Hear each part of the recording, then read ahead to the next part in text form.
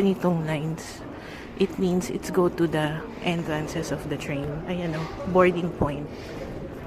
Okay, mabilisan na story lang. So, meron akong roommate na pagising ko kaninang umaga.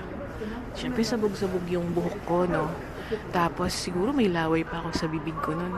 Pagbukas ko ng kurtina, nandun siya sa labas, malapit sa bunk ko. Nag-ayos siya ng luggage. Tapos, ninitian niya ako. So, nag-smile din ako. Pero ano kaya itsura ko nun, no? Tapos sabi ko, uy, ang cute naman ito. Nag-smile pa. Tapos pagkatapos ko mag-smile sa kanya, you know what he did? He bowed 2 times. Tapos sa loob ko, ano ba to? Ang weird, ba't nagbabow sa akin to? Feeling ba niya ang tanda kong auntie? Para magbow siya sa akin. Kasi hindi naman siguro kami nakakalayo ng edad. Siguro he's only maybe 3 years younger than me. Tapos, several times this morning, na-encounter ko siya, and every time we meet, he would smile. To be fair naman, mga mare, sa mga hostel, all of the people staying there would smile to you naman. Ito lang kasi, parang we know each other, kasi nga roomies kami. Tapos, anyway, after kumain, edi nauna na ako sa dorm. Nakaupo ako kasi naglilipat ako ng files from my camera to my phone. Pumasok siya, pagpasok niya, nag-smile ulit siya. Yung pagka-smile pa niya sa akin, parang may gusto pa siyang sabihin. Tapos sabi ko na lang, hello, gumanon lang ako. Tapos yun na, Mare, that's the only extroverted conversation I can manage. Hindi ko kaya yung makipag-usap. Feeling ko gusto niya niyang makapag-usap. Feeling ko dalawa kaming introvert. I'm not talking about romantic things, no? Pero nakakatuwa kasi ang cute ng encounter na parang tanga tong dalawang introvert na to. Ilang beses na nag-meet. Hindi pa rin nag-uusap, kahit simple things lang. Wala lang, ang cute. Tapos kanina pala, nung nag-check out ako, nandun na naman siya. Tapos, nung nag-hi ulit ako sa kanya, nag-hi ulit siya sa akin, and then he was looking at me. Tapos parang nagganon na lang ako ng eyebrows ko. Parang, ano ba to? 1 station away lang. This station is called Choco Konomori. Ayan o. Choco Konomori. Napaka-anime feels ng mga stations dito talaga.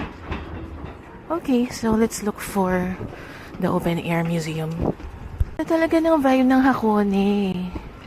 So provincial feels. Uy! Provincial feels. Cute ng baby. And look. Autumn colors. Susundan natin lahat ng tao. I think everybody's going to the same location. By the way, the open air museum opens at 9 a.m. Kala mo Baguio lang, oh, yung mga ganyan. Pero look, red leaves over there, which makes it different. Ano to, oh, Cafe Woody. Itsura niya parang questionable. Charot. Here we are. Let's get a ticket first. Hey, merong locker. At ang sarap ng hangin. Ha? Nasaan yung locker? Kapag ganyan, isa lang yung pila, and then kung sino yung mag-open na window, dun ka next na pupunta. So I got my ticket. For adults, it's 2,000 yen. If you're a university and high school student, it's 1,600. Middle and elementary students, 800. Preschool children are free of charge. Ngayon, dahil meron akong Hakone Pass, may discount na 100 yen. Pwede na rin, no? Parking pala dito is 500 yen for 3 hours. And then they asked me what kind of map do I want. Sabi ko English. Tingnan nyo, labas pa lang ang ganda na nung ano yan, sculpture. Anyway, let's go. Hi. Where are the coin lockers? On the right. On the right. Okay. Thank you. Alright, thank you. Okay, let's leave our stuff in the lockers. Ayan pala, oh. Coin-operated locker. Ganda naman dito. May restaurant and shops. Okay, there you go. Okay, so, I'm using this locker. Sabi dito, open the door and put your baggage. Insert 100 yen. Close the door and turn the key. Oh, refundable pa yung 100 yen, ha? To be fair. Alright. Okay, let's put the 100 yen. And then we... How? Saan ba? Ah, ito. What? Where do we put the 100 yen? Mama, rin nakakatawa. So, ganito pala siya. Pasok mo yung gamit mo. Dito mo ilalagay yung coin sa taas. Tapos, tsaka mo isasara. Tsaka mo ilalak. Kaya pala hindi gumagana. Dito ko siya nang pinapasok. Nakakatawa ako. Ang tagal ko doon. Siguro mga 5 minutes akong fini-figure out yung locker na yun. Diyos ko, yung auntie yung probinsyana. Charot. It's made by Francois Morellet, French, 1926. I wanna go to the Picasso Pavilion. Wow, ang ganda naman. Ang daming tao doon na. Anong meron doon? Wow, ang ganda. Wow, this place is so nice.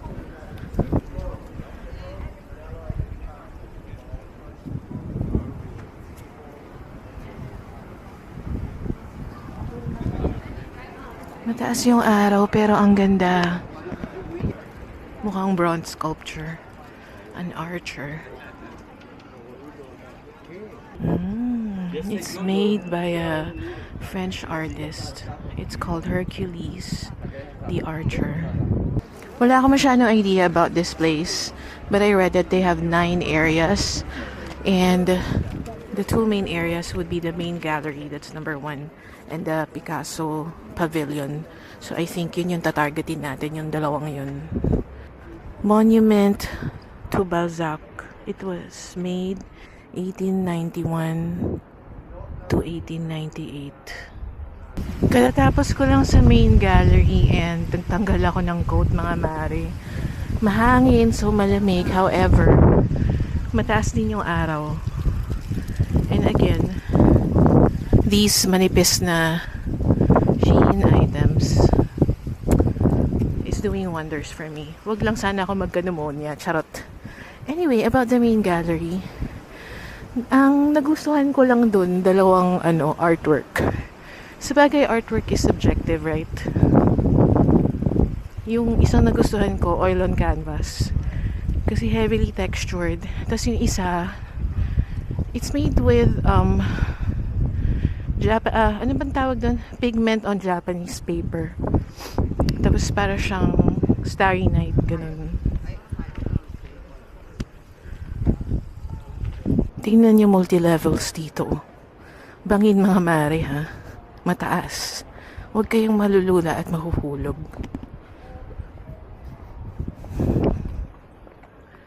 I think my kids will like it here also.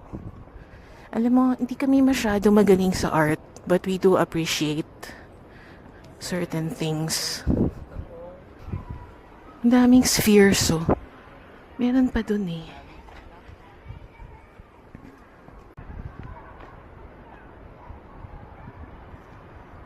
That's made of stainless steel. I think mechanical siya. I don't think it's wind-driven.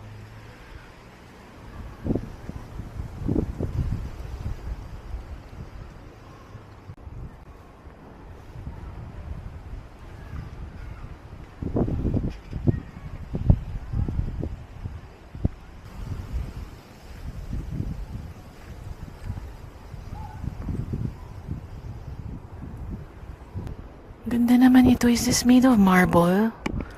Ayan, no, may mga nakaukit na face. Kinda look like ghosts. Oh no. I think it's a tree that ate a human. Or being swallowed by a human. Oh. What does that mean? Ano yun? Hila-hila niya sa likod niya. I wonder what that means. A human figure created from nuts, bolts, and scrap of iron.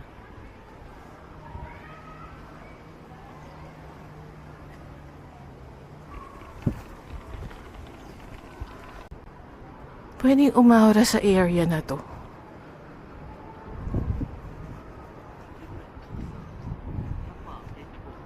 Diba?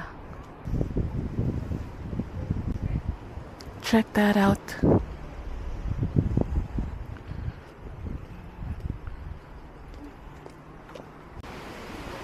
Look at that sculpture. Uy, lakas ng hangin.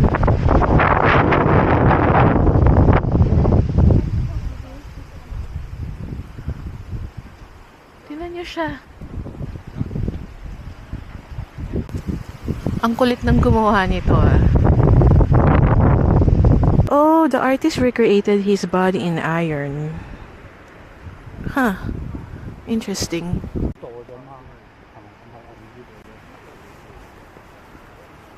Ganda niyan.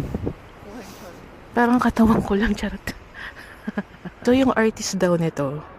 Na-inspire siya sa friend niya na buntis.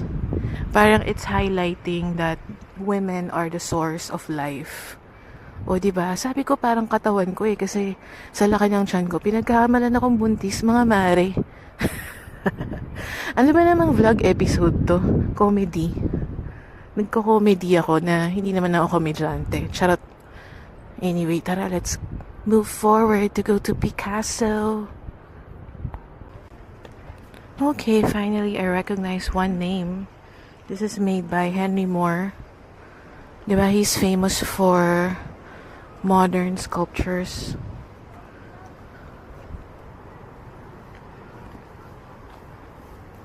Here's another one. Okay, so sabi dito, he produces very little male sculptures. Pero nung nanganak daw yung anak niya, dinagdagan niya ng lalaki tong sculpture na to. Ganda naman ang story. Mga mare, gustong-gusto ko na dito si Hakone. Tell me you're from the Philippines without telling me you're from the Philippines. Natuwa sa mga dahon. First time ko makakita ng mga ganyang dahon, mga mare. Is this a hidden artwork? There's a glove there.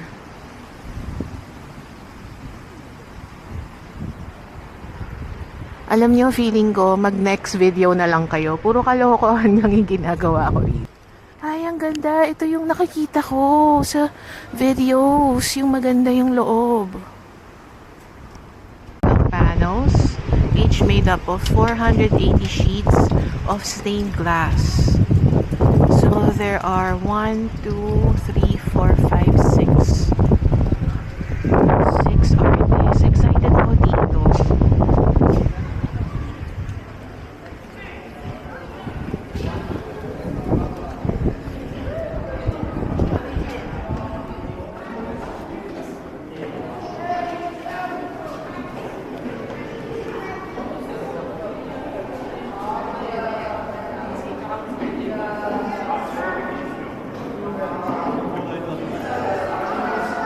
Sobrang ganda. Ang ganda. Check this out. May mga pattern siya. So maybe at different times of the day, it would look different, right? Siyempre kung nasaan yung araw nung oras ng pagbisita mo. Feeling ko hihingalin ako, pero tara, akyat tayo.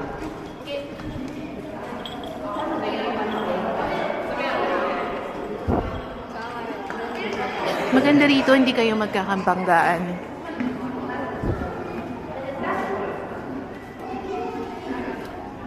Wow.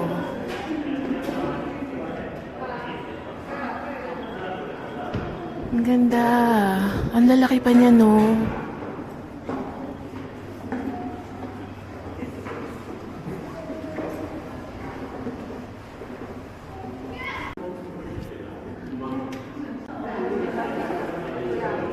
Lula levels. Oh, kapagod.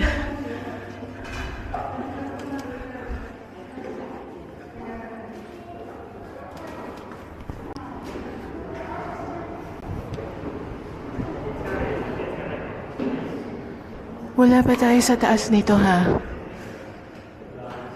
Nagpahinga lang ante nyo. Ang taas niya.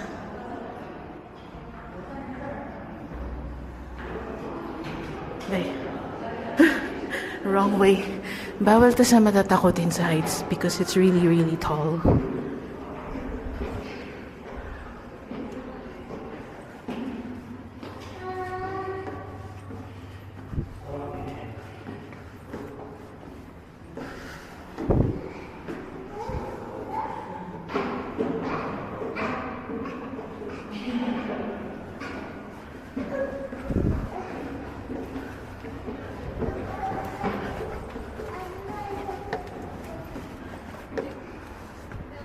Hey, finally!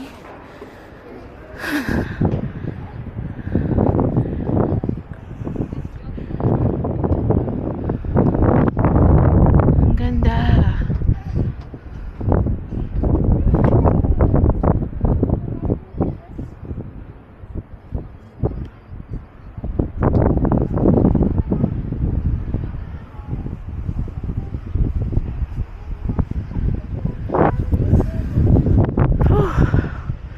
Sobrang ganda. Look at those colors. Oh my God, the hangin.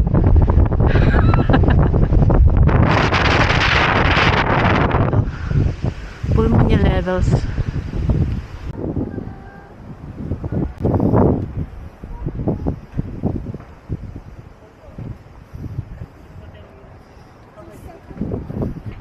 Ganda.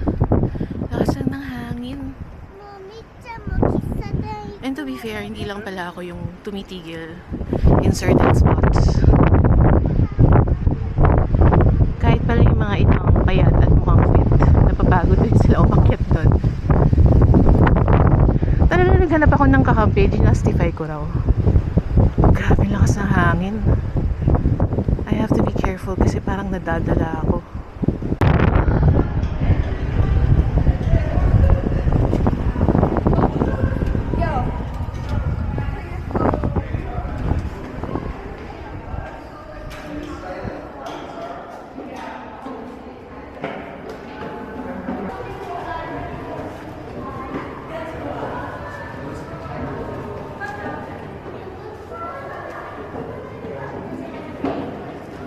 Sabay-sabay tayong malula.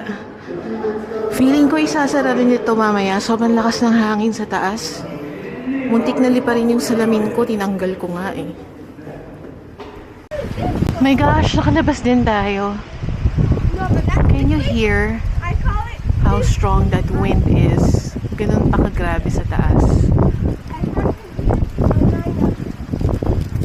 Now, is that the Picasso Gallery? Mukhang hindi, no? Let's look for it. Oh my gosh, kahit dito eh. Ang lakas ng hangin eh. And nasa baba na tayo. Can you imagine sa taas? Ayan na, nakakapit sila lahat. Very dense forest.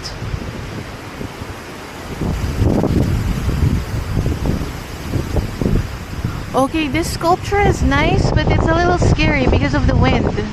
Pointed. Sobra yung dulo niyan. My God. Anong tawag dun sa movie na yon? Final Destination ba yon? Yung imagination ko, gusto ko nakakabit. Here we go.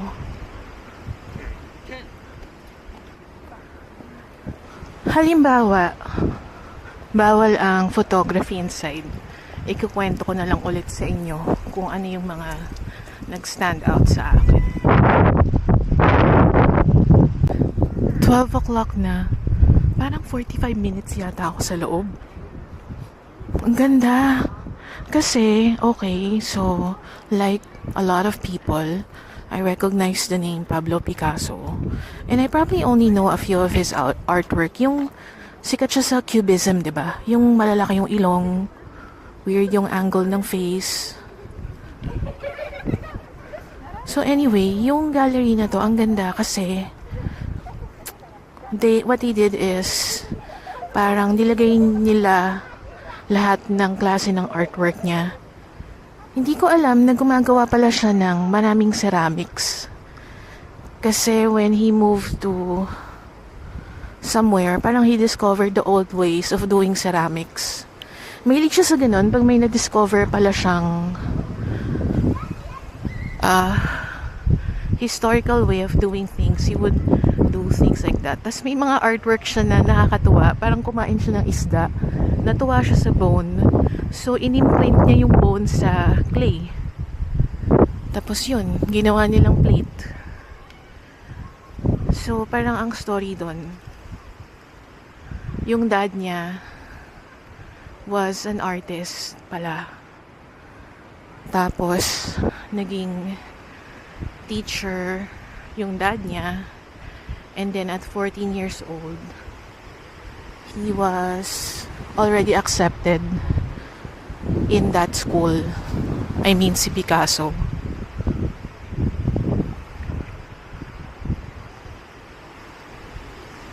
Tapos marami siyang naging favorite subjects.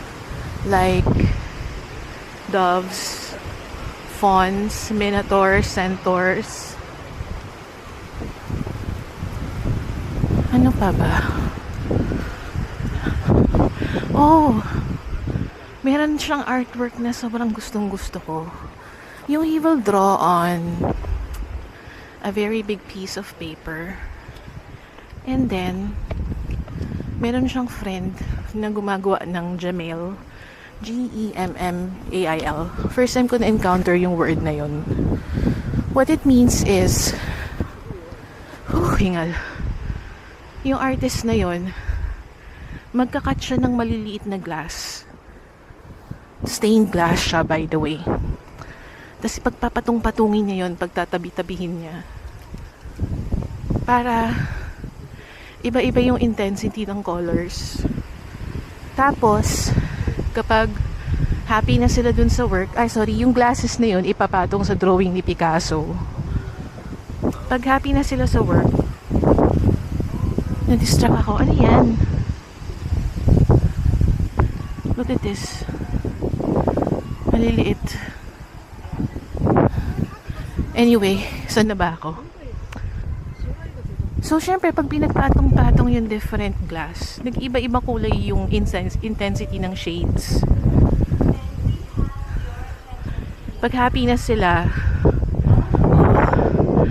they're gonna babad it sa enamel, and then it will be fired with enamel para magdikit-dikit kasi talagang small pieces of glass siya.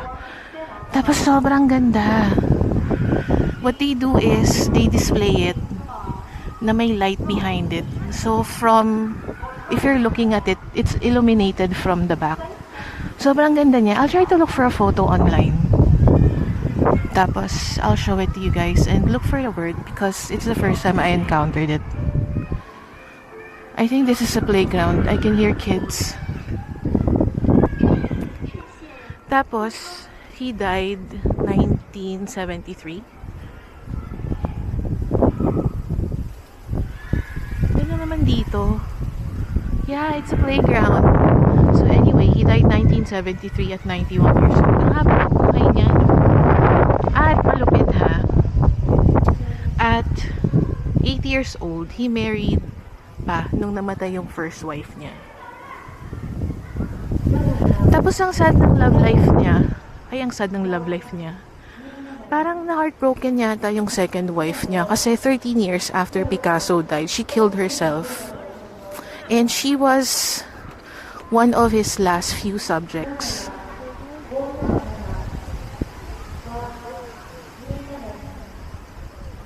Yung mukha kasi ni Jacqueline Roque, yung second wife niya, sobrang ganda ng profile sa nose. Ganda ng mga leaves na to. Ito, lead na talaga sila, oh.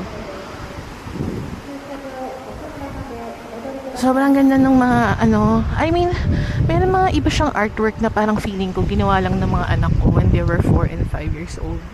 What do I know about art anyway, right? Pero may iba talaga siya na very impressive. At saka ano siya? Wait, picturean ko to. Sobrang ganda. Na-distract na naman ng lola niya. Mahilig si Picasso mag-experiment on different ways to produce art. Like, may friend siya na metal worker. So, he will create art. Tapos, he would work with his friend to produce art. Yung mga ganun. He learned how to do lithographs. So, marami siyang artwork ng second wife niya, showing the profile, kasi gustong-gusto niya yata yung tao sa ilong ng asawa niya, showing her side profile. Oh, tapos ito yung nakakatawa, yung, di ba 91 na siya namatay, so sobrang tanda na niya. Yung last 3 years ng life niya, he was doing some etches, he was doing some drawings. Tapos sobrang erotic at very specific yung mga drawings niya. Nakakatawa. So, while I was reading, ako kasi minsan, kapag nagugustuhan ko yung itsura ng artwork, lalapit talaga ako, sinisilip ko paano ginawa, ano yung texture, yung mga ganun. Tapos, syempre, I was absent-mindedly just reading and walking around. Tapos, nung binabasa ko yung, usually kasi di ba may inscription, binasa ko yung inscription. Tapos I look at the artwork. Ang lapit ko sa salamin. Tingin ko sa artwork. Nakakatawa because the artwork was of women na puro sila nakahubad. And very vivid yung mga lines niya. And this particular thing that was in front of my face was the vajayjay of the woman na binubuksan niya. So yung series nung last artwork ni Picasso, it's all about him looking outward. Tapos may mga tao na nagpa-party, mga babaeng sexy, magaganda. Actually, yung mga girls na dinodrawing niya malalaki I think he likes big girls, parang ganun. Yung maliliit yung waist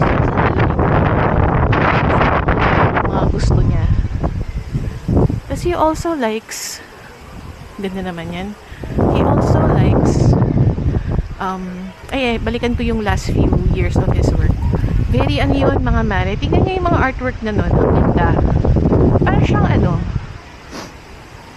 Para siyang siya yung pinagsimulan ng mga caricatures.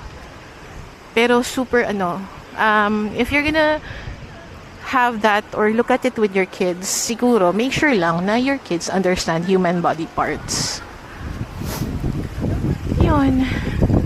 Ang haba na nito. Ay, ang ganda naman nun. May maze pala dyan. Look, oh. Pakita ko sa inyo, ha. Ayan.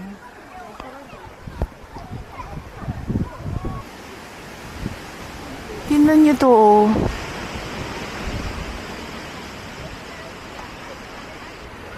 Hala, ang haba ng episode ng vlog na to. I'll try to edit some things. This is called Rupture. Look at that sphere. Ang daming ganyan dito actually. Ang tagal ko na dito. Paalis na tayo in a bit. Kasi I wanna ride the pirate ship and I think it's gonna be 30-40 minutes away from here. Anyway, alam nyo, kahit hindi kayo mahilig sa artwork, but you're interested in human history. Human history? Ano pa bang history ang meron? I think you should come here just for the Pablo Picasso Gallery alone. First time ko makakita ng artwork ng master sa buong buhay ko. And can you imagine? 40 years old na ako bago nangyari yun. Hindi pa pala ako nag-Japan ulit. I wouldn't even see what. Siyempre, hindi pa naman ako nakakapag-Europe, diba?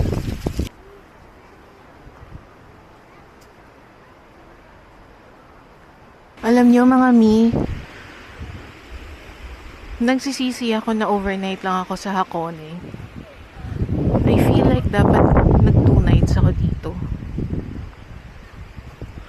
So, ngayon, mag-1 na, I have to go to Moto Hakone to take the pirate cruise ship to go to Togendai. From Togendai, papag-isipan ko kung pumunta pa ako ng Gotemba Tingnan nyo mga mare, may butas pala yung sphere na to.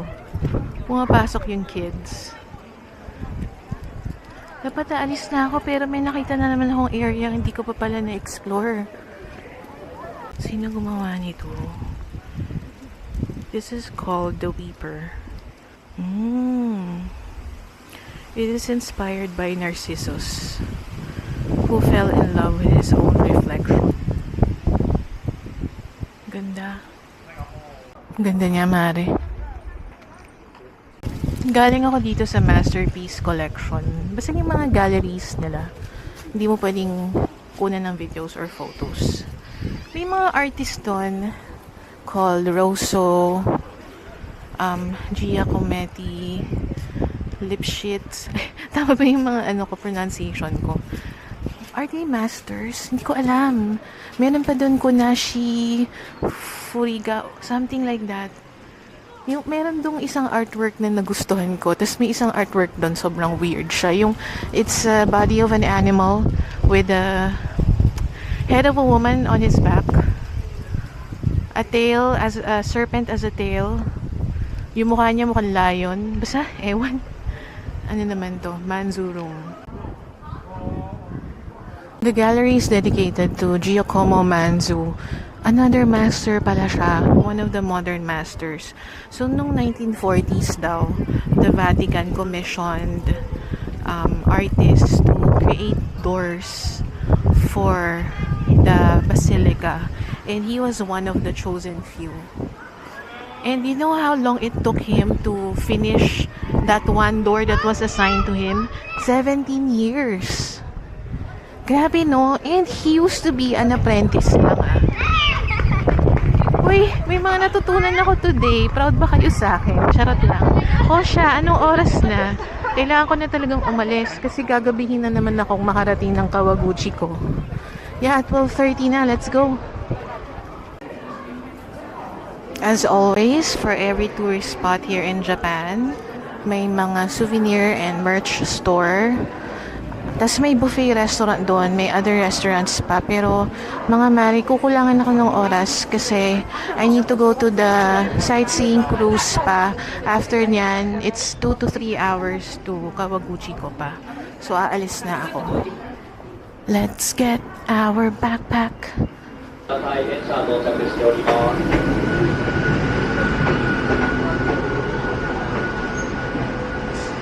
世界的にも有名な作品が数多く展示されております。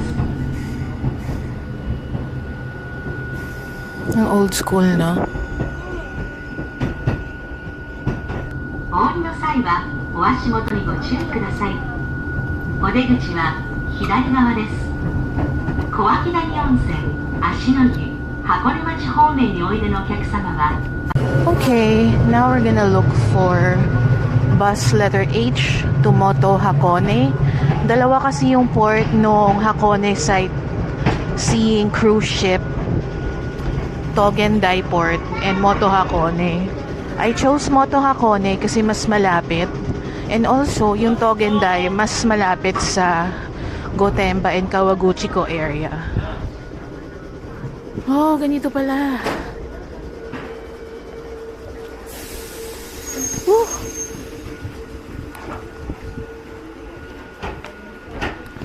Kala ko madadaanan tayo ng train. We gotta walk 100 meters to the bus stop. Malapit lang naman. And when we go to the bus stop, let's make sure it goes to Moto Hakone.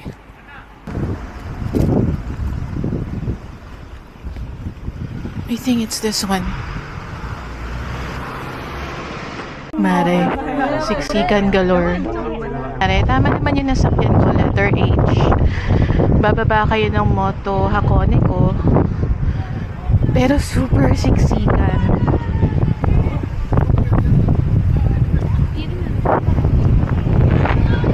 Ah, sorry.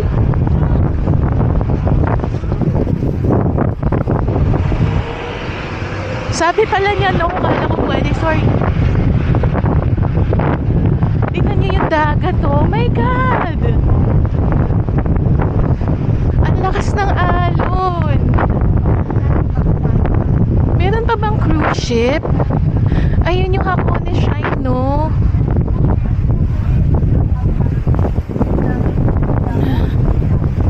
Okay, the water looks treacherous. Oh my god. Oh my god. It's suspended because of stormy weather. Ano ba yan? Oh no. Sayang. So we have to figure out how to go to Kawaguchiko from here na. Based dito sa sa Google Maps, we can go straight to Fuji-Q Highland from here. Pero 3 buses yung iti-take natin. First yung letter H, and then 13 stops. Tapos lilipat tayo ng letter G, 37 stops. And then after that, sasakay tayo ng Gotemba bus papuntang Kawaguchiko Station, and then that will be 66 stops to Fuji-Q Highland kasi dun yung next na tutulugan natin. Oh my god, grabe yung hangin. Talagang hindi na lang din talagang cancel. Ayun yung Hakone Shrine. Pwede pa rin naman lakarin yan, pero ayoko naman puntahan kasi yan eh. Dahil alam kong maraming nakapila nagpapapicture dyan. Anyway, this is bus number 7. Mamaya, I cannot miss this. 2:20. Merong bus papuntang Togendai Station. Togendai to Gotemba. Gotemba to Kawaguchiko. Oh my gosh! Kaya natin to.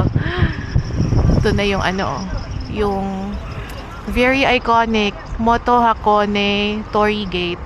So, lalakarin niya yun, doon, papunta doon, hanggang abutin yung Hakone Shrine. Iconic naman yan.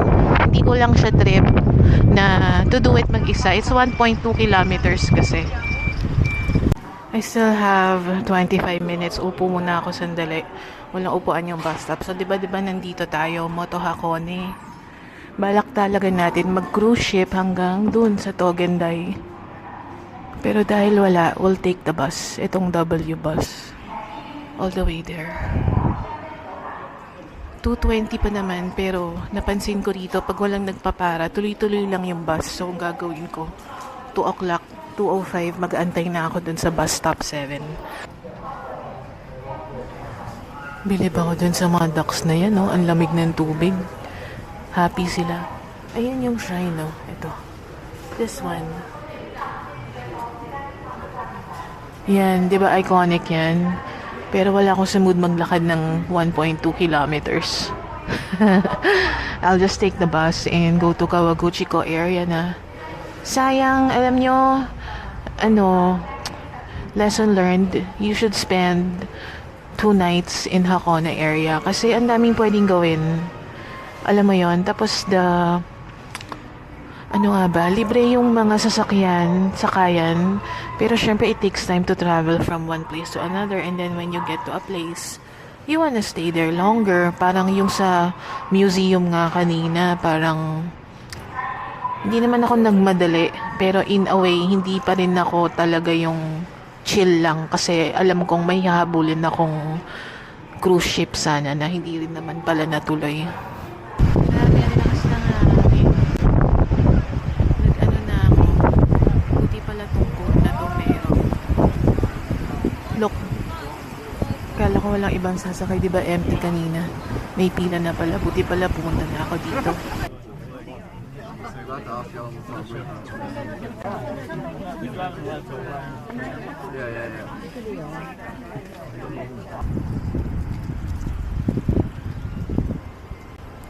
Okay, we just got off Togendai.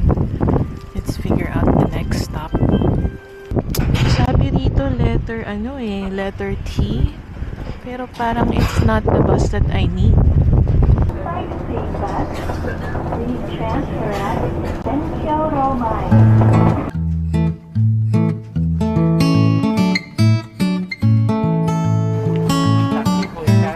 I-research ko yung Fuji's there.